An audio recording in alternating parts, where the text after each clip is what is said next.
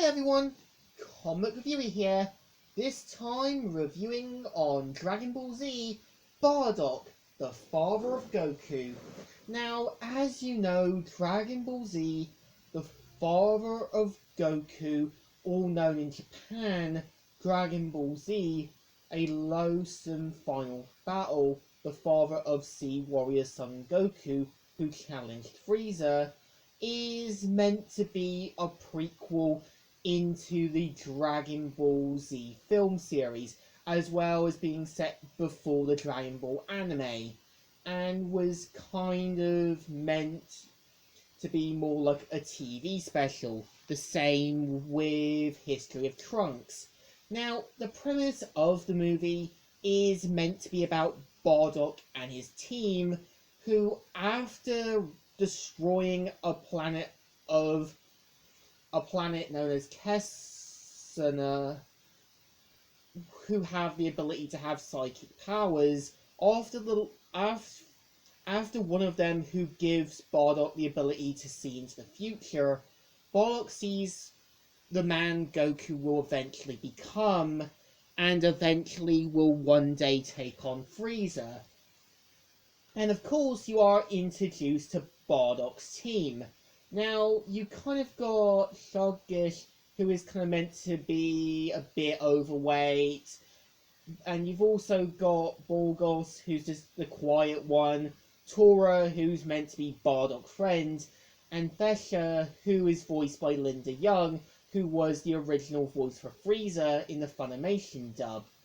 So, of course, after narrowly surviving death, after taking on Dodoria's forces, you kind of left Bardock trying to change history and trying to prevent Frieza from destroying planet Vegeta.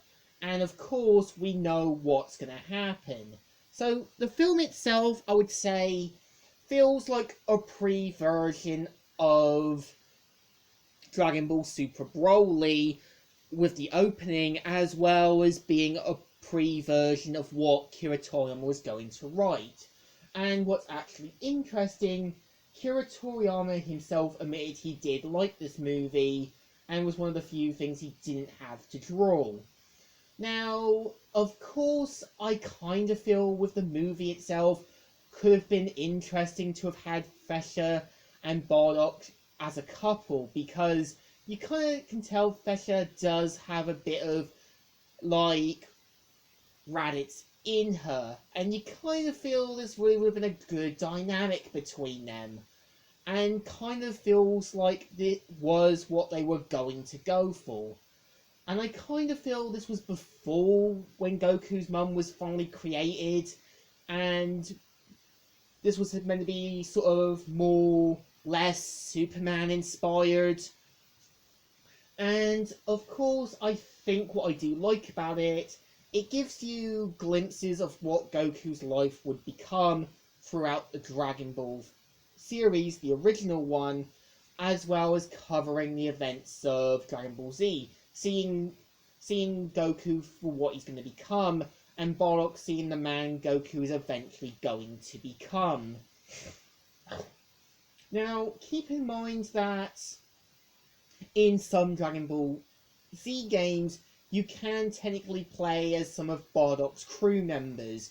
Also, in Dragon Ball Super Broly, you do see them again. So obviously, yeah, Kira Toriyama was able to sort of throw them in.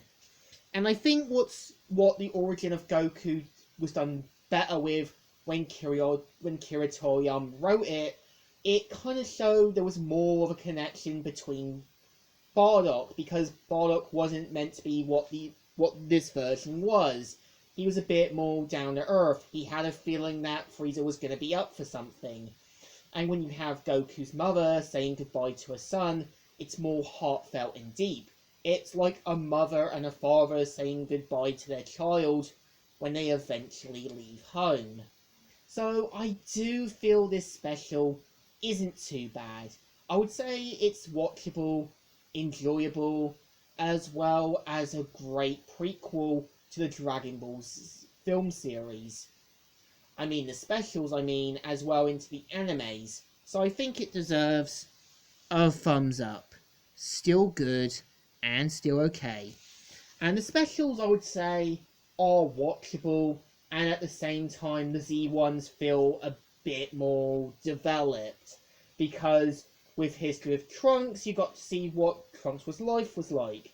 When you had the father of Goku, it explained basically about Goku's father. And I think with the new origins, they do at least better. So the specials deserve a thumbs in the middle. They're alright, not the best, but they're kind of okay. So, Comic Viewer here, signing out.